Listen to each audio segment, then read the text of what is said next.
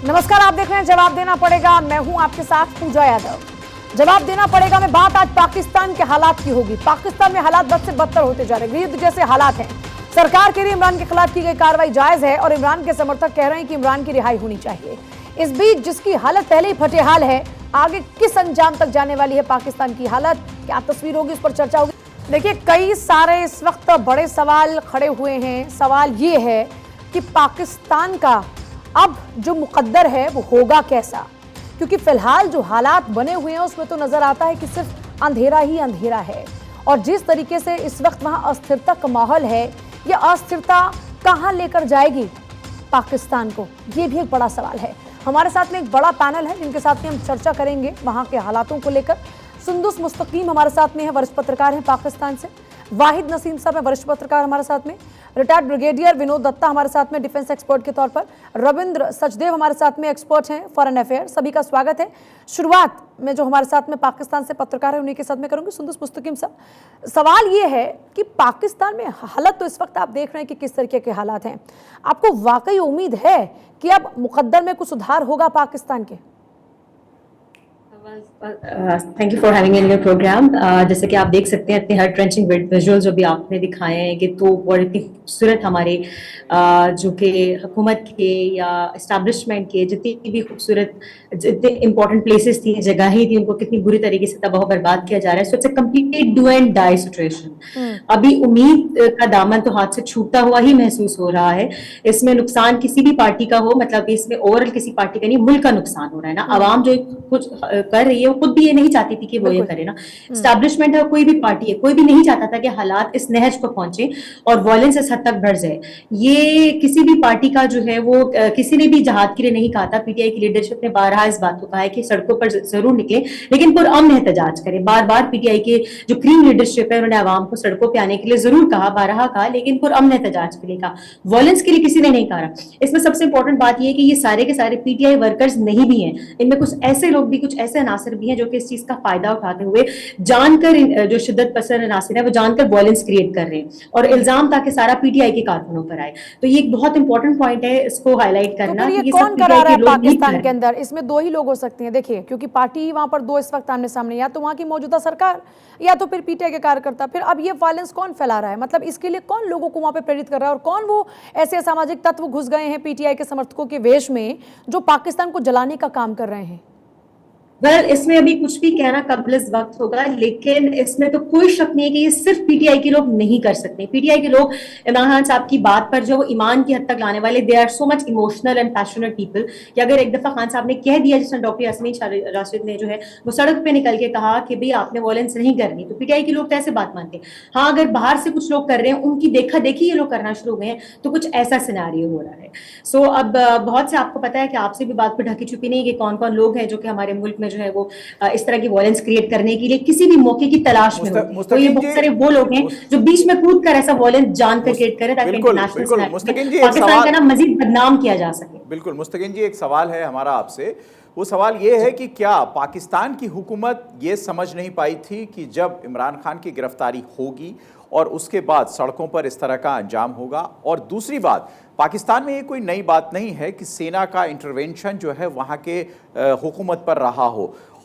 ये सेना के अंदर भी दो फाड़ की बातें आ रही है, खासतौर से उसका जिक्र आप करेंगी और उसे हम तफसील से आपसे सुनना भी चाहेंगे। लेकिन सबसे बड़ी बात यह है इस वक्त कि क्या पाकिस्तान की हुकूमत को इस बात का अंदेशा नहीं था? और दूसरी महत्वपूर्ण बात यह है कि ये अब शहरों में नहीं, गाँव में पहली बार यह आंदोलन जो है इतना वायलेंट हो गया है। तो उस चीज़ पर कैसे पाकिस्तान की हुकूमत काबू पाएगी? और जब भी पाकिस्तान में इंतखाब की बात हुई है, सेना एक बार जवाबदेही की बात कहती है, यानी अगर चुनाव आप चाहते हैं, इंतखाब आप चाहते हैं, तो जवाबदेही तय होनी चाहिए। तो ये जवाबदेही पहले क्यों तय हो रही है? इंतखाब की बात अगर पीटीआई कह रही है, अगर इमरान कह रहे हैं, तो उनकी बात का भी तो जिक्र होना चाहिए था ना। देखिए, आपने बिल्कुल ये बात वजह फरमाई कि बिल्कुल आइडिया था पहले से कि सिचुएशन इतनी वर्स्ट हो सकती है, और इमरान खान साहब की गिरफ्तारी के लिए भी जो है वो ज़हनी तौर पर तैयार थे कि एक ना एक दिन ऐसा भी हो सकता है। सो इससे बचने के लिए जितने भी हद्दुल इम्कान कोशिशें खान साहब कर रहे थे कि 2 केसेस में अबूरी जमानत वो ले चुके थे, जिनमें से एक केस ये था कि इदारों के खिलाफ बयानात का मामला था, दूसरा जो नून लीग के मोहसिन शाह नवाज साहब ने उनको कत्ल की धमकी देने के हवाले से था। इन 2 केसेस पर अबूरी जमानत वो ले चुके थे, लेकिन ये जो अलकादिर ट्रस्ट पर नैब कोई कार्रवाई ना कर सके इस हवाले से बायोमेट्रिक करवाने के लिए गए थे, और बायोमेट्रिक के कमरे से ही उनकी गिरफ्तारी अमल में लाई गई है। सो अबूरी जमानत को लेकर वो अपनी कोशिशें भी जारी रखे हुए थे, लेकिन मौजूदा हुकूमत को पीटीआई इन 13 जमातों को ये बात बिल्कुल वाज़ेह हो चुकी थी कि अगर इलेक्शन हुए तो खान साहब भारी जो वोटिंग के साथ भारी, तो ये तो पॉसिबिलिटी आगे भी रहेगी ना उनके और उनको हराने की कोई भी कोशिश 13 महीनों में किसी भी कानूनी तरीके की गिरफ्तारी अमल में नहीं लाई गई। तो अकॉर्डिंग टू पीटीआई लीडरशिप गैर कानूनी तरीकेकार अपनाया गया, उनको गिरफ्तार। एक छोटा सा और सवाल है आपसे कि क्या ये हुकूमत वर्सेस इमरान खान की लड़ाई है या ये इमरान खान वर्सेस सेना की लड़ाई है, जिसकी काफी तरीके से मजम्मत इमरान खान पहले भी कर चुके हैं, वो सेना के लिए बहुत मुखालफत भी कर चुके हैं और सेना की जो कार्यप्रणाली रही है उस पर सवाल भी खड़े किए हैं इमरान ने। तो क्या ये शहनवाज जी, आपने जैसे कहा कि इमरान खान साहब ने पहले कहा उनकी लड़ाई किसी इदारे से नहीं है, उन्होंने कभी भी अपने मुल्क के किसी इंस्टीट्यूशन को डायरेक्ट टारगेट नहीं किया। हाँ, उस इदारे के अंदर according to him as per exact wordings उन्होंने काली भेड़ों को पॉइंट आउट किया। उन्होंने उस दिन गिरफ्तारी की सुबह भी कहा था अगर मेरे अपने हॉस्पिटल में कोई डॉक्टर 19-20 हरकत करता है, हम उसके खिलाफ कार्रवाई करते हैं ताकि अपने हॉस्पिटल को जो है वो पाक कर सके ऐसे लोगों से जो बदनामी का बाइस बने। हर इदारे में अच्छे बुरे लोग होते हैं, तो अगर उन्होंने किसी एक इदारे के किसी एक फर्द को इल्जाम ठहराया तो सिर्फ उस फर्द पर है, इदारे पर कभी भी उन्होंने कुछ ऐसी गलत बात नहीं की। देखिए, तमाम मेहमान हमारे साथ में लगातार बने हुए, विनोद दत्ता जी का रुख करूंगी और उसके बाद में हमारे साथ में वाहिद नसीम साहब भी लगातार बने हुए हैं, और उसके बाद हमारे एक और मेहमान जल्दी हमारे साथ में जुड़ेंगे। विनोद दत्ता जी, अब सवाल ये है कि पाकिस्तान में जब ऐसे हालात हैं तो हमारे पड़ोसी मुल्क का फायदा उठाकर देश के लिए तो कोई, हमारे देश के लिए तो कोई सेंधमारी की कोशिश नहीं कर लेगा, क्योंकि जैसा हम देख रहे हैं कि कहीं कहीं बार्गेनिंग चल रही है और उस बार्गेनिंग के जरिए भारत में घुसपैठ की कोशिशों का भी हम देख रहे हैं कि अब लगातार खबरें आ रही हैं। हाँ बिल्कुल, देखिए भारत हमेशा यही चाहता था पूजा जी कि पाकिस्तान एक स्टेबल स्टेट रहे, और एक पाकिस्तान अगर स्टेबल रहता है तो वो भारत के हित में भी है। और जिस तरह से आप ये देखिए तालिबानाइजेशन जिस तरह से ईस्ट की तरफ बढ़ रहा है, डूरन लाइन से इस तरफ काफ़ी आ गया है, और जिस तरह की मीटिंगें आपने अभी बताई थी कि उनसे हो रही हैं तालिबान की हुकूमत से, तो ये यकीनन इसमें सियासत और साजिश दोनों है। क्योंकि अगर आप देखें तो ये कोई पहली वारदात नहीं है जब इस तरह का स्टेज बनाया गया है या इस तरह की पृष्ठभूमि खड़ी की गई है। क्या पाकिस्तान की सेना इतनी नाकाम है कि अगर एक कोर कमांडर का घर रैंसैक होता है, जनरल हेडक्वार्टर्स में लोग घुस जाते हैं, I mean this is not acceptable. ये तो किसी भी, और पाकिस्तान की सेना ने कोई भी एक्शन नहीं लिया है। भाई मैं कहता हूं कि चलिए आवाम सड़कों पे आ गया है, लेकिन एहतियातन वो इस तरह के कदम उठा सकते हैं जब उनको कंट्रोल किया जा सकता है, लेकिन कोई इस तरह का एक्शन नहीं लिया गया। मुनीर साहब बाहर गए थे, पूरा पाकिस्तान जल रहा था। ये तो वही बात हो गई कि साहब when you know Rome was burning, Nero was playing flute. तो वो इतने दिनों बाद आते हैं और एक बड़े इंपॉर्टेंट स्तंभ है। रही बात कू की, देखिए अनसक्सेसफुल कू कई बार हुए हैं। अगर आप जियाउल हक की भी बात देखें तो उन्होंने उस समय जो 10 कोर कमांडर थे उनसे कहा था जब कू किया था कि कहते गुरु मरवा मत देना। तो इस तरह की जो साजिशें हैं, आप देखिए 1951 में जनरल अकबर खान ने एक अनसक्सेसफुल कू किया। 1980 में 23 मार्च को मेजर जनरल ताजमुल हसन ने एक अनसक्सेसफुल कू किया। उसके बाद मेजर जनरल जहीरुल अब्बासी ने 1995 में किया, और 2022 में भी आप देखिए इट वाज ए कॉन्स्टिट्यूशनल कू जब इमरान खान को वहां से हटा दिया गया। तो ये जो सूरत हाल बन रही है पाकिस्तान में, इसके पीछे मेरा अपने ये जातीय तासुरात हैं कि ये इसके अंदर सेना ये एक भूमिका बना रही है कि वो कब फिर मार्शल लॉ किया जाए, क्योंकि 4 बार तो पहले विनोद जी, यानी सेना जो है वहां की चुनी हुई सरकारों को डराती है या वो चाहती है कि वो सेना के समर्थन में या सेना के दिशा निर्देश पे ही काम करे? क्योंकि पहले भी जो उदाहरण हुए हैं, जो उदाहरण देखे गए हैं, उसमें सेना की कमोबेश ऐसी ही भूमिका देखी गई है। और आप देखें, इमरान खान को जब जनरल बाजवा के तरफ से प्रधानमंत्री बनाया गया और उसके बाद वही इमरान खान को हटाया जाता है क्योंकि इमरान ने यह आरोप लगाया कि हम सेना के हिसाब से काम नहीं कर सकते। तो जितने छोटे दल इमरान को सपोर्ट कर रहे थे, उन सब छोटे दलों ने under the pressure of army अपने आप को विड्रॉ किया। तो ये एक तरीके से जो चुनी हुई सरकार है, जो लोकतंत्र है, डेमोक्रेसी है वहां की, उस पर हावी होने की लगातार सेना की कोशिश रहती है मेरे ख्याल से। हमेशा देखिए, शेडो जो डेमोक्रेसी है या जमहूरियत है वो वहां रहती है, क्योंकि वहां आप देखिए ट्रॉयका का जो हिस्सा है उसमें सेना का एक बहुत बड़ा अहम रोल है। और देखिए, हर देश के पास एक सेना होती है, लेकिन पाकिस्तानी सेना के पास एक देश है। तो ये अगर आप देखें तो इससे साफ जाहिर होता है कि वहां किस और वो अपने हिसाब से उस देश को चलाना चाहते हैं। हाँ। और वहां पर तो सरकारें कौन सी बनेंगी, क्या आगे होगा, वहां तो ये अधिकारी सेना के पास में है। वहां तो ऐसा लगता है कि नाम की भाई नसीम साहब जैसे सिर्फ सरकार रही और पूरा का पूरा जो पावर रहा वो सेना के पास ही रहा। लेकिन अब जब वहां पर इतनी सारी चुनौतियां हैं, बड़ी चुनौती आवाम की जो भूखमर मरने की नौबत है उससे निपटना भी एक बड़ी चुनौती है, क्योंकि वहां पर हाहाकार मचा हुआ है, भूखमरी, तमाम महंगाई जो लोगों का बिल्कुल जीना मुहाल कर रही है। इस बीच ये राजनीतिक तौर पर अस्थिरता किस दिशा में देख रहे हैं आप पाकिस्तान को बढ़ता हुआ आगे? नहीं, पाकिस्तान तो बेसिकली अपने तबाही की तरफ बढ़ चुका है और अब इसका सोल्यूशन जो है डेमोक्रेटिक तौर पर नहीं निकल पाएगा। हमें थोड़ा सा सुनिएगा। दरअसल हम जरूर बात कर रहे हैं कि इस वक्त जिस तरह हमको फंसाने की कोशिश पाकिस्तान की आर्मी कर रही है कि हम उनके नेताओं पर, उनकी पॉलिटिकल पार्टीज पर बात करें, मसला ये नहीं है। मसला बड़ा सीधा सा है। ये कहानी शुरू होती है इमरान खान की रशिया यात्रा के बाद। यानी रशिया यात्रा के बाद यहाँ एक डिप्लोमेटिक चेंज आने वाला था। आपको ये ध्यान रखना चाहिए कि पाकिस्तान एक ऐसी स्ट्रेटेजिक लोकेशन है जिसे अमेरिका को, जिसकी सख्त ज़रूरत है ईरान को कंट्रोल करने के लिए, चाइना को कंट्रोल करने के लिए और भारत पर मानसिक दबाव बनाए रखने के लिए।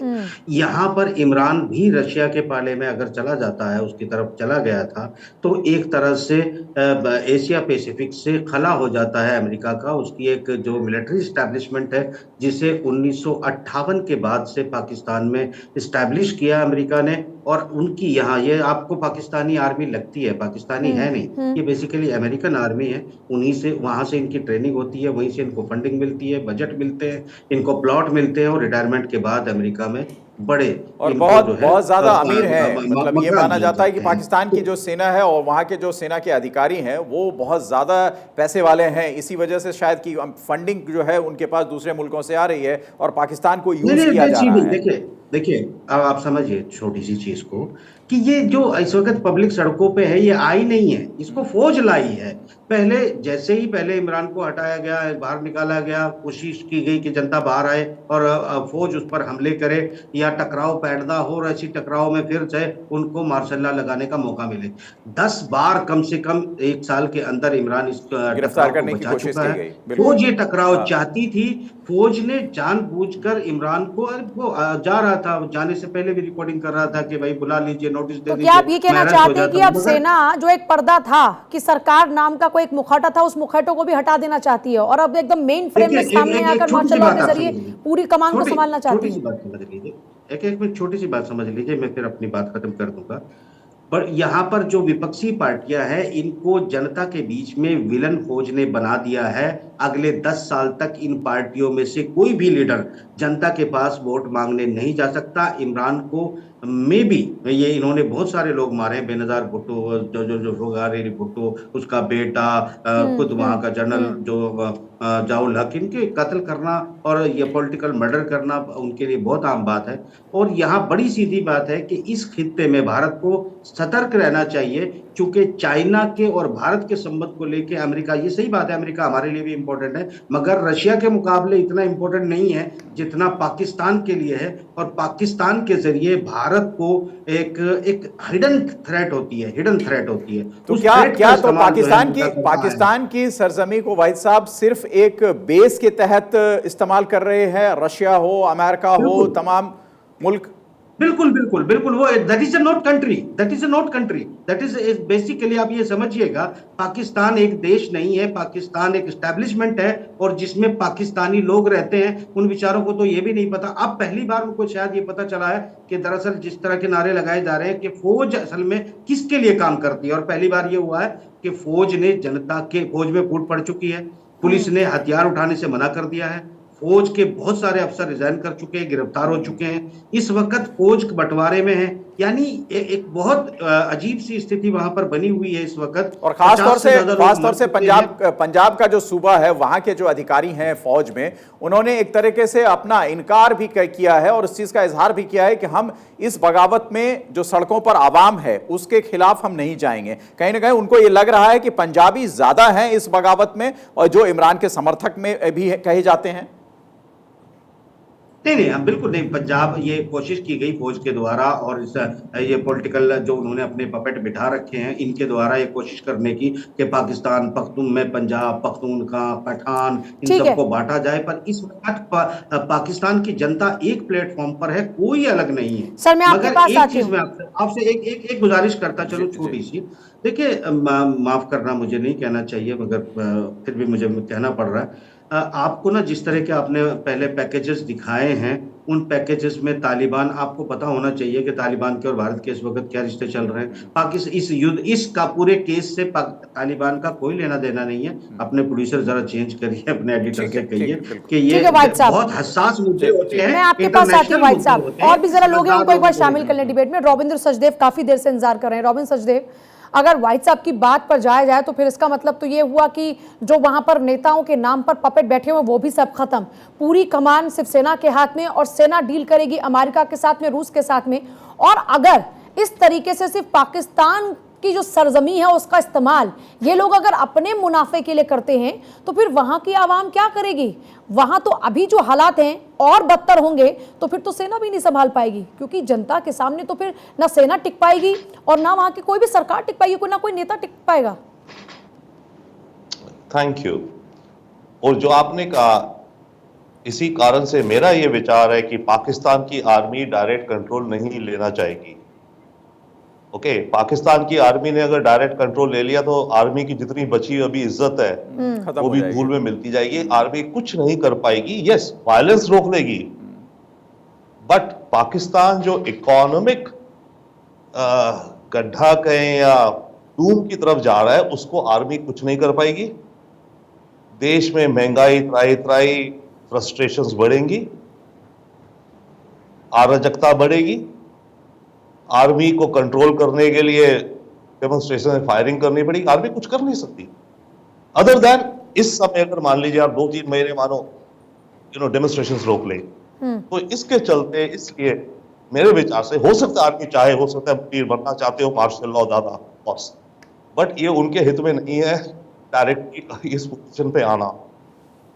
तो बॉटम लाइन ये है कि इस समय की जो गवर्नमेंट है वो एक तरह का बड़ा हार्ड क्रैक डाउन कर रही है, नॉट इमरान बट इमरान की सारी पार्टी, इसके आसपास जो लोग हैं उनको पकड़ के जेल में डाल रही है। अभी ये प्रयास है, राइट।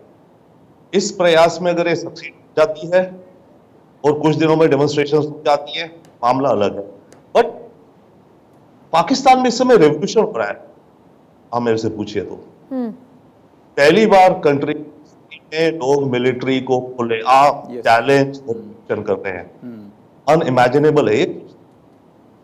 तो पाकिस्तान में रेवोल्यूशन हो रहा है और ये रेवोल्यूशन चलता जाएगा और ज्यादा गड़बड़ाता जाएगा। तो क्या ये रिवॉल्यूशन का वक्त इस वक्त है पाकिस्तान के अंदर? आप ये मान रहे हैं कि पाकिस्तान की आवाम को समझ आ चुका है कि बंटवारा ही पहली बात तो गलत हुआ, और उसके बाद अब जो हालात हैं उसके लिए ये लोग जिम्मेदार हैं, जो यहाँ के खुद को सत्तासीन लोग कहते हैं, सेना के अधिकारी कहते हैं, ये सिर्फ लोगों को लूट खसोट का काम कर रहे हैं एक तरीके से।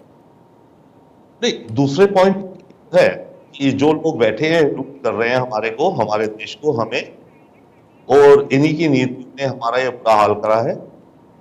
बट जो पहला पॉइंट आपने कि बंटवारा वाला, उस पे मेरे ख्याल से हम नहीं जाते उसको करके। तो ये जो अभी चल रहा है पाकिस्तान की इस्टेब्लिशमेंट के खिलाफ। मुस्तकीन जी, एक महत्वपूर्ण सवाल यहाँ होता है और वो उस सवाल का जवाब सिर्फ आप ही देंगी। पाकिस्तान की आवाम क्या सोचती है इस वक्त? क्योंकि पाकिस्तान में ठीक है, लोग सड़कों पर आ गए, सेना के खिलाफ एक मुहिम है और एक तरीके से डेमोक्रेसी वर्सेस आर्मी होती जा रही है ये लड़ाई। एक सत्ता है वहाँ आपकी, एक प्रधानमंत्री भी हैं वहाँ के, लेकिन वहाँ की आवाम, क्योंकि आवाम में ये मैसेज है, इमरान खान को छोड़ दें, आवाम में ये मैसेज चला गया है कि हमारा कुछ हो नहीं सकता। वहाँ की आवाम इस वक्त क्या सोचती है? आप तो ग्राउंड पर कवर कर रही होंगी, वहाँ की आवाम क्या सोचती है इस वक्त? Sir, thanks for giving me the chance to express once again. पहले तो मैं आप ही की बात को कहना चाहूंगी कि आपके रिस्पेक्टेड पैनलिस्ट ने बहुत सारी बातें बिल्कुल ठीक कही है, लेकिन कहीं पे थोड़ी बहुत जाती भी गिर गए हैं आप सॉरी से। जैसे कि एक साहब ने कहा ये देश ही नहीं है, उनकी 100% 99% बातें बिल्कुल ठीक थी कि देश नहीं है और हम किसी फॉरेन डिक्टेटरशिप के अंडर है। मतलब आप एक इतनी सॉलिड स्टेटमेंट दे that if you are not a nation as well, तो थोड़ी सी हर्टिंग चीज है। दूसरा आपने कहा पंजाबी, फॉर गॉड सेक हमें पंजाबी और पश्तून में मजीद फंसाकर हमारे क्राइसिस को मजीद मत बढ़ाइए। We are already facing the fire at all ends. हमें मजीद इंटरनली आपके सामने बहुत मुश्किलों का शिकार है। तो हमें आपस में पंजाबी पश्तून की कोई लड़ाई नहीं, इस वक्त हम मुनहसिल कौम एक है। और जहां तक अवाम क्या सोच रही है, मैं नहीं कहती, असद उमर साहब ने, पीटीआई की लीडरशिप ने जो है उनका बयान था कि अवाम के बाकी सारे लोग जो पावर में, उनको मालूम था कि अगर खान के इलेक्शन हुए इक़्तिदार में आ जाएंगे और किसी भी तरीके से उनको पिछले 13 महीनों में हराया नहीं जा सका है। So as per PTI leadership इसीलिए गैर कानूनी तरीके का इख्तियार किया गया उनको पकड़ने का, क्योंकि सबको ये खदशा था अकॉर्डिंग टू पीटीआई लीडरशिप के अगर इलेक्शन हुए तो बहरहाल खान ही आएंगे। और ये जो लोग इश्तियाल का शिकार है वो इस वजह से नहीं है, सिर्फ इस वजह से नहीं है, मैं कल से बात कर रही हूँ कि उनको पकड़ा गया, मगर जिस तरीके से पकड़ा गया, जो पीटीआई के जो लोग हैं उनके। अमित जी ने ये सवाल पूछा कि वहां की आवाम सोच क्या रही है। हम ये भी जानना चाहते हैं ना, पीटीआई के समर्थक क्या कर रहे हैं, कश्मीरी पंजाबी में नहीं, पर वहां की आवाम क्या सोच रही है? और एज पर पीटीआई लीडरशिप आवाम, चूंकि as per PTI leadership maximum आवाम खान ही के साथ है, तो ऑफ कोर्स वो खान ही को लाना था। But we are not talking about the PTI,